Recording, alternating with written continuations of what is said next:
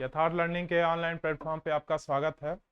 आज जीएस के current affairs पे फिर हम लोग बात करेंगे। करंट के चीज़ें पता ही हैं आपको, हर एग्ज़ाम के लिए बहुत इंपॉर्टेंट होते हैं और जितने बड़े एग्ज़ाम हो या छोटे, सभी में इसका बहुत बड़ा रोल है।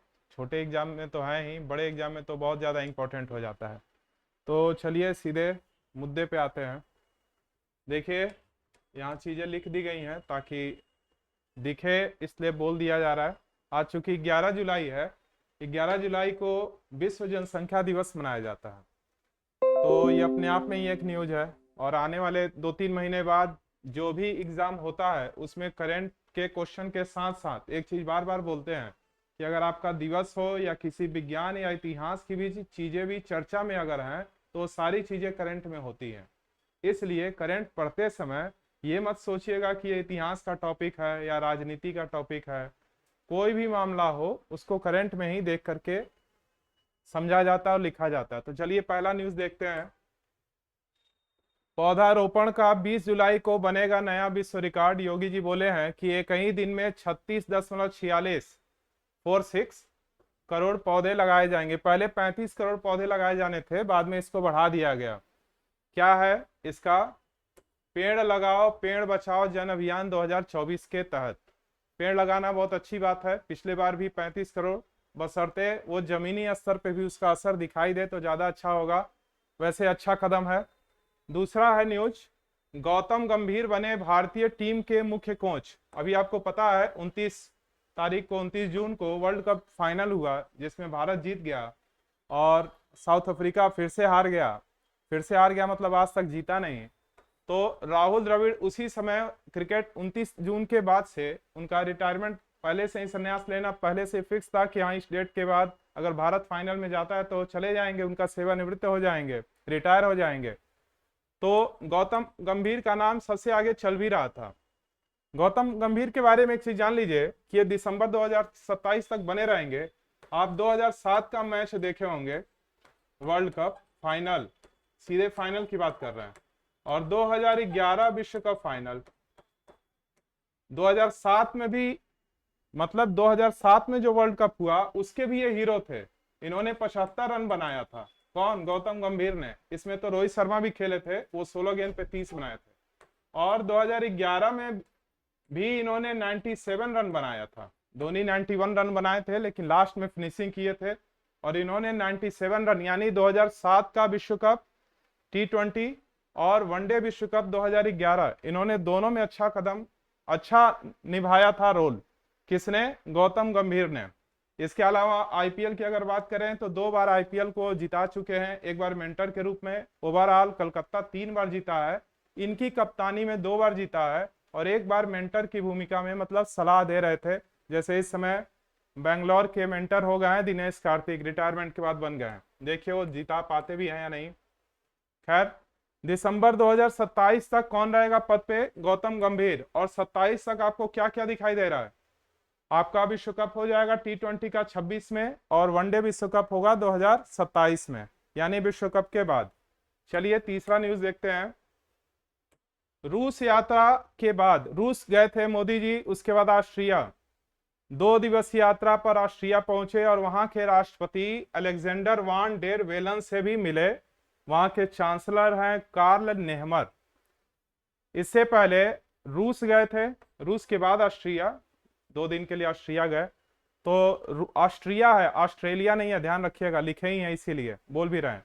इससे पहले रूस गए जहां पीएम मोदी को कौन सा सम्मान दिया गया? रूस का सर्वोच्च नागरिक सम्मान से नवाजा गया। 2019 में ही इसका घोषणा हुआ था। Order of saint Andrew the apostle से सम्मानित किया गया। चलिए अगला है, रूस वैसे भी भारत का काफी अच्छा मित्र रहा है और शायद आगे भी रहे। अगला न्यूज है, मनोज सिंह बने यूपी के नए मुख्य सचिव। दुर्गा शंकर मिश्रा का समय, मतलब रिटायरमेंट हो गया, उसके बाद मनोज सिंह बने हैं उत्तर प्रदेश के नए मुख्य सचिव। सचिव सबसे बड़ा पद होता है, वरिष्ठ आईएएस अधिकारी होते हैं लोग। अगला न्यूज है, 5वां ICC T20 ICC international cricket test कर रहा है। इंटरनेशनल क्रिकेट काउंसिल रैंकिंग, विश्व का जो अंतरराष्ट्रीय क्रिकेट कराता है, T20 रैंकिंग में नंबर 1 ऑलराउंडर बने हार्दिक पांड्या। ये डाटा बदलता रहता है, हो सके आने वाले दिन में चेंज हो जाए, फिलहाल यही है। फाइनल ओवर बहुत अच्छा किए थे, बशर्ते यादव जी अगर कैच नहीं लिए होते तो मुश्किल हो जाता, शायद इनका नाम भी नहीं लिखा गया होता अभी।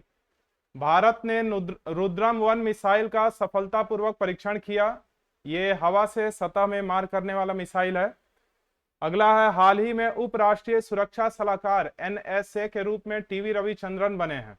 एनएसए जो इसके आपके भारतीय हैं अजीत डोभाल, तो ये एनएसए के उप सचिव उप राष्ट्रीय सलाहकार हैं। उप राष्ट्रीय सुरक्षा सलाहकार वही चीज। 8वां देखिए, यहां अगर लिखना हो कि भारत में राष्ट्रीय सुरक्षा सलाहकार कौन है भारत का, तो आप अजीत डोभाल लिख सकते हैं। आप बहुत पुराना न्यूज है, जानते भी होंगे। अगला है, आईसीसी ने जून 2024 महीने के सर्वश्रेष्ठ पुरुष खिलाड़ी क्रिकेट के लिए चुना है जसप्रीत बुमराह को। गेंदबाज हैं, वर्ल्ड कप में आपने देखा ही, मैन ऑफ द सीरीज इनको मिला है। और महिला में मिला है क्रिकेट की स्मृति मंधाना। स्मृति मंधाना ये उप कप्तान है इस समय। 9 नंबर का न्यूज है, राष्ट्रीय चिकित्सा आयोग के अध्यक्ष बने बीएन गंगाधर। 10 नंबर में आ जाइए, रूस यात्रा पर गए पीएम मोदी ने कहा दोनों देशों के संबंध मजबूत हों, उसके लिए भारत क्या करेगा, 2 नए वाणिज्य दूतावास खोलेगा। ये पीसीएस प्री में आना तय है। कजान और एकातिनबर्ग, ये 2 जगह पहले भी था, लेकिन ये 2 नए जगह खोले जाएंगे। अगला है, महाराष्ट्र को मिली पहली महिला मुख्य सचिव Sujata sonic. Sujata sonic. PM ने वेंकैया नायडू के जीवन यात्रा पर आधारित 3 पुस्तकों का विमोचन किया। ये वेंकैया नायडू कौन है, इससे पहले अभी जगदीप धनखड़ से पहले उपराष्ट्रपति वही थे, राज्यसभा के सभापति। इनके लिए 3 पुस्तक का विमोचन हुआ है। कौन कौन सी वो पुस्तक है, इन्हीं पर लिखा गया है, लिखने वाला कोई और है, कौन है देखा जाए। पहला है वेंकैया नायडू सेवा में जीवन, यस नागेश कुमार द्वारा। दूसरा है सेलिब्रेटिंग भारत यानी भारत उत्सव, इसको लिखा है डॉक्टर IV सुब्बा राव। तीसरा है महानेता मिशन और संदेश, ये तेलुगु में लिखा है, श्री संजय किशोर द्वारा लिखित, आ सकता है एग्जाम में। अगला है, उड़ीसा के पुरी में भगवान जगन्नाथ, ये हर साल होता है, वहां पे बहुत बड़ा फेस्टिवल है धार्मिक। तो 7 जुलाई को हुआ है। भगवान जगन्नाथ के रथ में 16, भाई बलभद्र यानी बलराम के रथ में 14, और बहन है ये सुभद्रा के रथ में 12 पहिए होते हैं। हर साल ये होता है, बहुत देखते होंगे, उड़ीसा के पुरी में खूब भीड़ होती है। फिर अगला है, झारखंड में एक बार फिर बने सीएम हेमंत सोरेन। 13वें सीएम है उस राज्य के। झारखंड की राजधानी रांची, जहां के धोनी है, और तीसरी बार सीएम बने हैं ये, यानी हेमंत सोरेन उस राज्य के लिए 13वें व्यक्ति हैं और खुद के लिए ये तीसरे व्यक्ति हैं। पता ही होगा आपको, सीएम को शपथ दिलाते हैं राज्यपाल, तो राज्यपाल का नाम है सीपी राधाकृष्णन। 15 नंबर में आइए, वायु प्रदूषण, एयर पॉल्यूशन जो हो रहा है इस समय, AQI बार बार कहा जाता है, एयर का जो क्वालिटी इंडेक्स है, इसका एक अलग मानक निकलता है। खैर, दिल्ली में हर साल लगभग 12,000 जाने जा रही हैं इस प्रदूषण के चक्कर में। इसमें आता है पीएम क्या होता है इसका फुल फॉर्म, पार्टिकुलेट मैटर, यानी ऐसे छोटे कण, इतने छोटे कण जो शरीर के अंदर जाते हैं और फेफड़ों में बैठ करके तरह तरह की बीमारियां सामने देखने को मिलती हैं। कौन कौन से हैं इसमें, दूषित गैस में क्या क्या मिला हुआ है, carbon monoxide, sulphur dioxide, nitrogen oxide, carbon dioxide. वैसे तो पराली, मोटर गाड़ी और जितने भी प्रदूषण है, ध्वनि हुआ, वायु है, जल है, सब उसके जिम्मेदार हैं। खैर, और सबसे बड़ा जिम्मेदार मनुष्य खुद है। PM 2.5 और PM 10 का नाम आप सुनते होंगे। तो PM 2.5 1 माइक्रोन में कितने होते हैं, 10⁻⁻⁶। तो देखिए PM 2.5 का मतलब क्या होता है, 2.5 के कणों में 10 माइक्रोग्राम, बहुत छोटे, प्रति क्यूबिक मीटर की वृद्धि होने से मरने वालों की संख्या कितने बढ़ जाएगी, थोड़ा भी ज्यादा हुआ तो 1.4% और ज्यादा चांस है कि मृत्यु हो जाएगी। 10 माइक्रोन या उससे कम व्यास वाले, व्यास का मतलब रेडियस तो त्रिज्या हो जाएगा, डायमीटर, कण सांस के साथ फेफड़ों में प्रवेश कर जाते हैं। PM 2.5 के कणों से मौत दिल्ली में 12,900 हुआ है, अभी हाल ही का रिपोर्ट आया है। जिसमें मौत परसेंट है 11.5। सेकंड नंबर में यूपी का वाराणसी है जहां 830 मौतें गई हैं, 10.2%। तो हम लोग को क्या नहीं करना चाहिए, प्रदूषण के लिए कम से कम वृक्ष लगाए जा रहे हैं तो अच्छी बात है, कम से कम। इसीलिए आप देखते होंगे कि इलेक्ट्रिक वाहन हुआ, सोलर एनर्जी हुआ, नदियों को साफ करने के लिए चीजें की जा रही है, पर जमीनी स्तर तक जब तक व्यक्ति खुद इसमें जागरूक नहीं होगा बदलाव आना मुश्किल है। ऐसे ही हम लोग केवल करंट में ही इसको देखते रहेंगे। अगला है 16 नंबर, SCO संघाई सहयोग संगठन। हाल ही में बैठक हुई कजाकिस्तान की राजधानी अस्ताना में 4 जुलाई को, और भारत के विदेश मंत्री एस जयशंकर इसमें भाग लिए थे। और भारत किस पर जोर दे रहा था, सुरक्षा पर। जाहिर सी बात है चीन से हम लोग को सबसे ज्यादा सुरक्षा ही, उसके बाद है इकॉनमी, तो सुरक्षा पर ज्यादा जोर दिया है। भारत के अलावा रूस, चीन, पाक, कजाकिस्तान, ताजिकिस्तान, किर्गिस्तान, उज्बेकिस्तान, ये सब इसके मेंबर देश हैं। इन सब की राजधानी भी और मुद्रा भी एग्जाम में खूब पूछे जाते हैं। देखिए भले ही ये क्या है करंट में लिखा जा रहा है, इन सब की राजधानी और मुद्रा चूंकि चर्चा में आया है, करंट में पूछा जाएगा और लगेगा ये तो भूगोल का क्वेश्चन है, पर ये करंट का क्वेश्चन है। 17 नंबर देखिए, करंट में ज्यादातर बच्चे खोजते हैं कि 2024 कहाँ लिखा है, वही है करंट। ऐसा करंट कुछ होता है 15-16 और बाकी क्वेश्चन इसके होते हैं, खासकर RO और PCS के प्री एग्जाम में। अगला है लेबर पार्टी की ऐतिहासिक जीत, कियर स्टामर बने ब्रिटेन के नए PM। आपके ऋषि सुनक हार गए जो भारतीय मूल के PM थे, अब वहां लेबर पार्टी जीती है, कंजर्वेटिव पार्टी हार गई है। लेबर पार्टी को 412 सीट मिली है और कंजर्वेटिव पार्टी को 121 सीट पर ही सिमट गई है। ब्रिटेन में कियर स्टामर जो कैबिनेट बना है 25 लोग, इसमें 11 महिलाएं हैं, अपने आप में रिकॉर्ड है, लिखा भी गया है। और ब्रिटेन में भारतीय मूल की लिसा नंदी बनी खेल और संस्कृति मंत्री। एक यहाँ लिखे हैं FTA का मतलब होता है फ्री ट्रेड एग्रीमेंट, यानी मुक्त व्यापार समझौता। ये काफी दिन से ब्रिटेन के साथ हम लोग का चल रहा है, देखिए कितनी सफलता मिलती है। अगला है राम मंदिर के शिखर पर लगेगा 46 क्विंटल का 50 फीट ऊंचा ध्वज दंड अयोध्या में। अगला है 26 जुलाई 2024 से 11 अगस्त तक होंगे पेरिस ओलंपिक। इससे पहले जापान, फिर पेरिस ओलंपिक होगा इसी साल, और इसके अध्यक्ष हैं भारतीय ओलंपिक के नहीं, भारतीय ओलंपिक संघ की अध्यक्ष कौन है, PT उषा, महान धावक। और खेल मंत्री आपके मनसुख मांडविया। इसके बाद है 1 जुलाई को कौन कौन सा दिवस मनाया जाता है। 1 जुलाई को doctors day, GST day, SBI दिवस, और सबसे बड़ी बात कि 1 जुलाई को कुछ अनाउंस भी हुआ। क्या हुआ कि मोबाइल नंबर पोर्ट कराने पर पहले 10 दिन लगता था, अब 7 दिन, मतलब अगर आपको सिम बदलना हो दूसरी तो पहले 10 दिन लगता था, अब उसको 7 ही दिन के बाद ही आप ऐसा कर पाएंगे। दूसरा, रिचार्ज महंगा हो गया है 10 से 24%। जियो एयरटेल का 3 जुलाई से महंगा हो गया है, 1 तारीख को अनाउंस हुआ है। और वोडाफोन का, आइडिया का ये 4 जुलाई से VI। अब रील मत देखिए आप लोग, ज्यादा से ज्यादा कम चलाइए ताकि क्या हो, और कम इस्तेमाल करिए।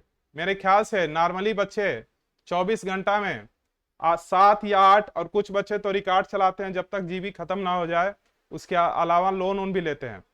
चलिए, तो क्या हुआ है, महंगा हो गया, अच्छा ही हुआ है, अच्छा नहीं हुआ है बशर्ते उन बच्चों के लिए अच्छा हुआ है जो दिन भर मोबाइल में लगे रहते हैं और केवल रील देखते हैं। चलिए 21 नंबर, 1 जुलाई 2024 से नए कानून में दर्ज होंगे केस। ये बहुत बड़ा इंपॉर्टेंट है, इस पे तो मेंस में लिखने को भी आएगा, यहाँ तक कि इंटरव्यू में भी पूछे जाएंगे। इस पर एक नया भी वीडियो बनाएंगे, चूंकि ये करंट का सेशन है, ये अपने आप में एक पूरा टर्म है। तो देखिए क्या है इसमें, 3 नए आपराधिक कानून लागू होंगे। पहला है IPC, इंडियन पेनल कोड, 1860 की जगह कौन लेगा, भारतीय न्याय संहिता 2023। चूंकि दिसंबर में ये चीजें मतलब रूल में आ गई थी, लेकिन लागू कब से हुआ है, 1 जुलाई 2024 से। तो IPC 1860 की जगह क्या लेगा, भारतीय न्याय संहिता 2023 BNS। दूसरा है CRPC 1973 की जगह कौन लेगा, भारतीय नागरिक सुरक्षा संहिता 2023 BNSS। वैसे बना है 1882 में ही CRPC, उसके बाद 1898 में हुआ, बाद में उसमें संशोधात्मक कार्य हुए उसके बाद। तीसरा क्या है, भारतीय साक्ष्य अधिनियम BSA एक्ट 1872 की जगह कौन होगा, भारतीय साक्ष्य अधिनियम 2023। क्या इसमें चेंजिंग हो रहा है? इसमें जो पुराने अंग्रेजों के जमाने के बनाए हुए कानून थे उसमें थोड़ा चेंजिंग करना जरूरी था, क्योंकि इस समय की परिस्थिति कुछ और थी। अभी का आपराधिक मापदंड भी बदल गया है, देख रहे हैं साइबर है, चैन स्नैकिंग है, बहुत से मामले हैं। 0 FIR इसमें जोड़ दिया गया है, पहले भी था लेकिन ये 2011 के बाद से, लेकिन अभी पूरी तरह से नहीं था, अब इसे लागू कर दिया गया है। आप कहीं भी किसी भी जगह से आप FIR करने की सुविधा मिल गई है। इसके अलावा पुलिस की शक्ति को बढ़ाई गई है, कैसे बढ़ाया गया इसको बात करेंगे, लेकिन इतना मोटा मोटी जान लीजिए कि पुराने अंग्रेजों के बनाए हुए कानून जो थे उसमें नई रूप से चेंजिंग की गई है, और जो नई आपराधिक प्रवृत्तियां हैं उसको डिटेल किया गया है। जैसे आतंकवाद को पहली बार परिभाषित ठीक ढंग से किया गया है, राजद्रोह तो है ही, लेकिन देशद्रोह को सबसे बड़ा जुर्म माना गया है। इसके अलावा बहुत से चीजों को चर्चा की गई है, किसी धर्म जाति विशेष के तौर पे किसी ग्रुप पूरा भीड़ सांप्रदायिक रूप से दंगे करके किसी को मार देते थे, ऐसे चीजों पर भी रोक लगाने की बात कही गई है। धारा कुछ इसके अपवाद भी हैं, जिसमें अपवाद का मतलब कुछ इसमें खामियां भी हैं, जैसे धारा 377 को हटाया गया, ये चीज अच्छी नहीं है, पुलिस को थोड़ा ज्यादा छूट दे दिया गया है। खैर इसकी चर्चा की जाएगी।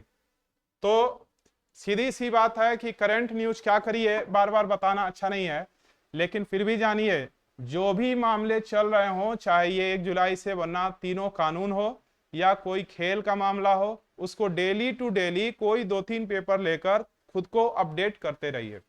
चलिए ठीक है।